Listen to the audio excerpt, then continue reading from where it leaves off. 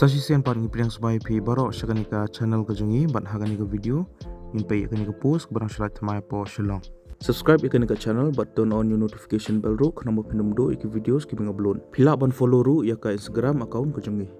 Yakani ka post apply the district program officer ICDS ribhai mentau banai arajar opsan. Yakatang jungi ka post ka district coordinator.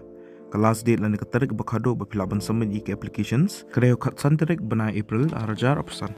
Kani ka post district coordinator ka like ka way baka salary lani ka tulap ka day lai pawajar akshi banai. Educational qualification kalong kumni. Phila di ban pendap ya ka graduation lani phila di bandan ya ka certificate lani diploma ha ka computer science lani IT. Phidi bandan ru arts nam experience ha ka application maintenance but support. Padru phidi bandang ban keren bha bat bantho ha ka ktien local.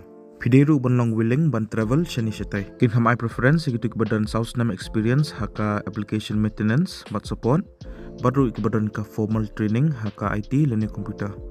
Ikitu ikibadan experience haka technology but software application support ru kan bha. Baru ikitu ikibala ban handle shibun teli kikam. Ki candidates ki belong eligible bagi buka ban apply gani ke post pihak ban pendap ya ka standard application form. Baru pihak atas ya ka. Bat pihak ban submit ya kani ka standard application form. Lambat ki arteli passport size dor ki jongpi. Bat self attested copies jongki certificates ki jongpi.